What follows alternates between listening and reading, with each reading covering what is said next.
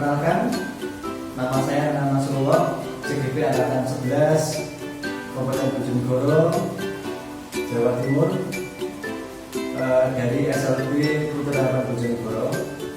Kali ini saya tidak sendiri, saya ditemani oleh Bapak Anis Saifuddin. Beliau adalah pengajar kelas 5 SLB dalam mata pelajaran Ilmu Pengetahuan Alam dan Sosial.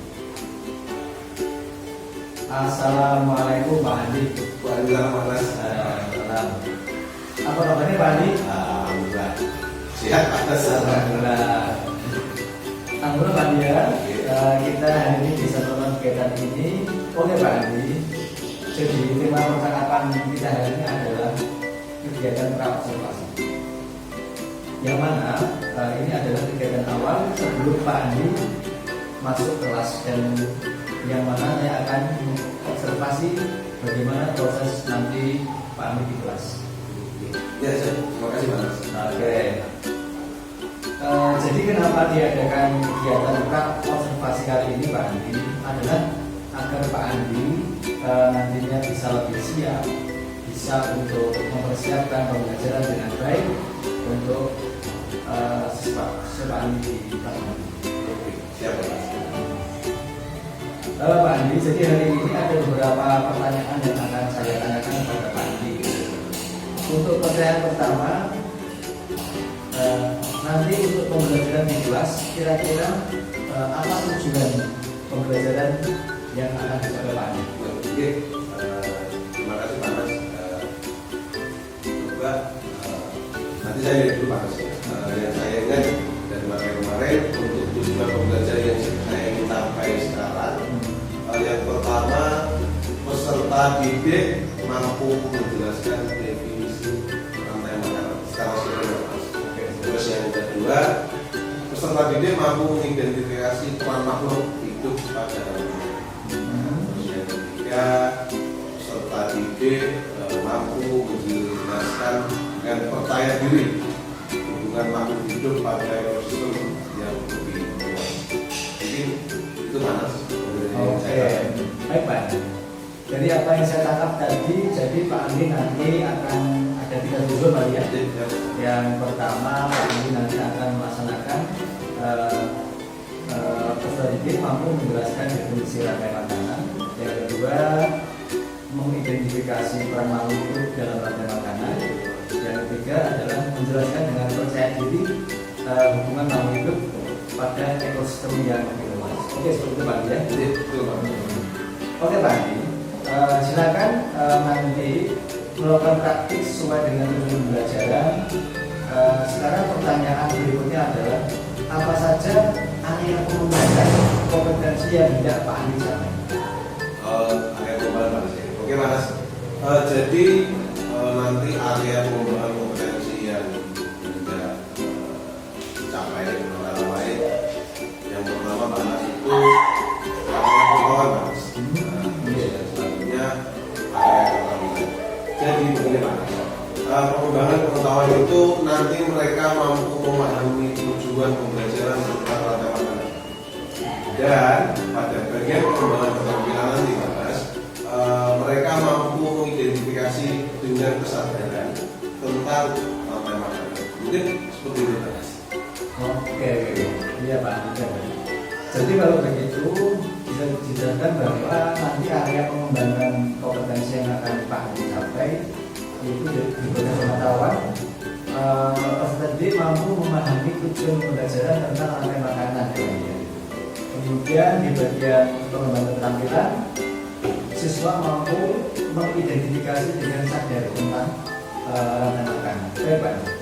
Untuk pertanyaan berikutnya adalah rancangan pembelajaran yang nanti akan Pak Andi gunakan, misalnya strategi pembelajaran atau metode pembelajaran. Strategi pembelajaran atau metode pembelajaran yang saya gunakan yang sesuai dengan rantai makanan, memahami rantai makanan ini Pak ya.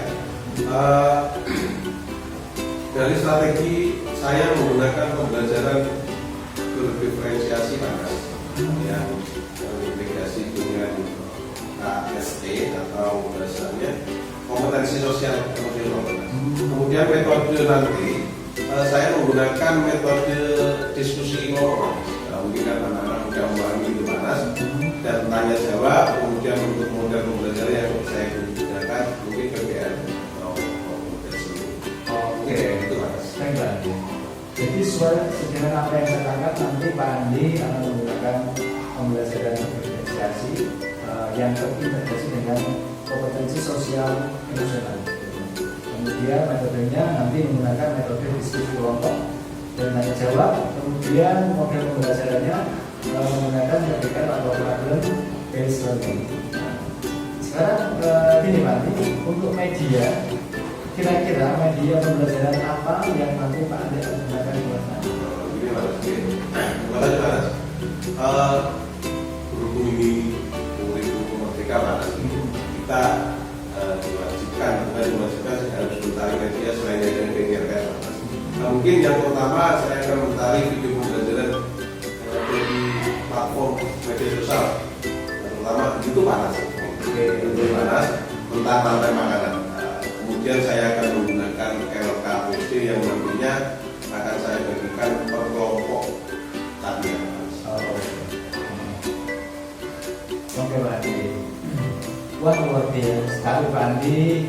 Jadi nanti Pak Andi akan menggunakan media pembelajaran, menggunakan video pembelajaran dari YouTube, kemudian membagikan RKPD, dibagi per kelompok Pak Andi ya. Nah ini untuk pertanyaan terakhir Pak Andi, kapan Pak Andi akan melaksanakan rancangan pembelajaran yang Pak Andi sebutkan tadi? Ada pun waktunya Panas, saya akan melaksanakan pembelajaran itu mungkin menggunakan sesuai materi yang saya berikan di kelas 5 SD Panas. Mungkin saya akan laksanakan pada jam pertama. Tepatnya setelah apel. Nanti Pak ya?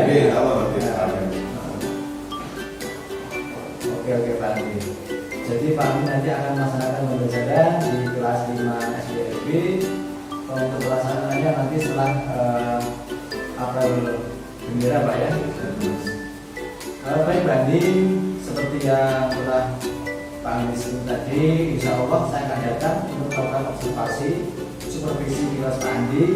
Nanti saya akan melihat seperti apa proses pembelajaran di kelas Pak Andi. Kemudian juga saya akan mencatat beberapa poin penting.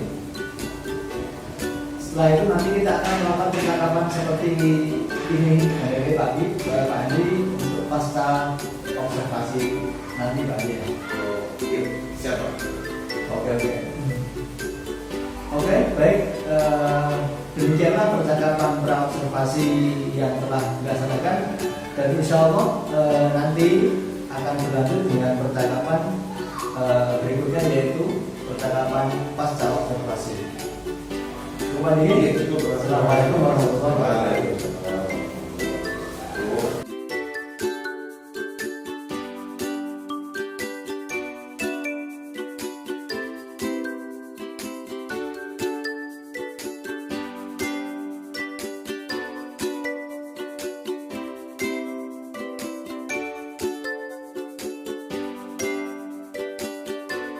Assalamualaikum warahmatullahi wabarakatuh.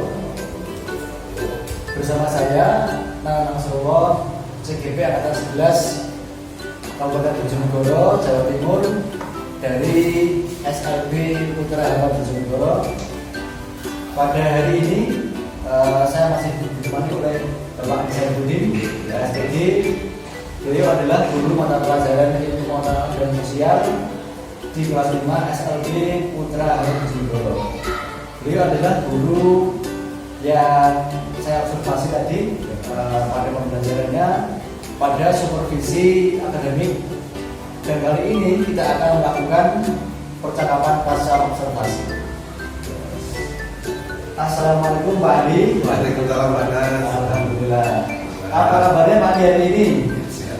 Alhamdulillah sehat-sehat. Oh Pak Andi, kali ini kita bertemu lagi ya di percakapan pasca observasi. Jadi begini Pak Andi, hari ini saya ingin menanyakan beberapa pertanyaan kepada Pak Andi, khususnya terkait dengan proses pembelajaran yang tadi Pak Andi sudah laksanakan ya. Jadi tujuannya adalah untuk mengevaluasi pembelajaran yang sudah Pak Andi lakukan. Oke Pak Andi. Untuk pertanyaan yang pertama, bagaimana perasaan Pak Andi setelah Pak Andi melakukan pembelajaran? Rasa saya mana ya? Ketika melaksanakan pembelajaran tadi, yang pertama tegang. Biasanya nggak dilihat, sekarang dilihat gitu kalau terus agak cukup sedikit mungkin dilihat oleh panas gitu. Akan tetapi dengan berjalannya waktu saya sudah terbiasa dan saya lebih sadar panas dalam kegiatan pembelajaran di kelas seperti itu. Baik Pak. Nanti pembelajaran berjalan dengan lancar Pak Andi ya, lebih santai. Selanjutnya bisa Pak Andi ceritakan tentang area pengembangan kompetensi yang sudah Pak Andi lakukan. Kemudian seperti apa tahapan-tahapannya?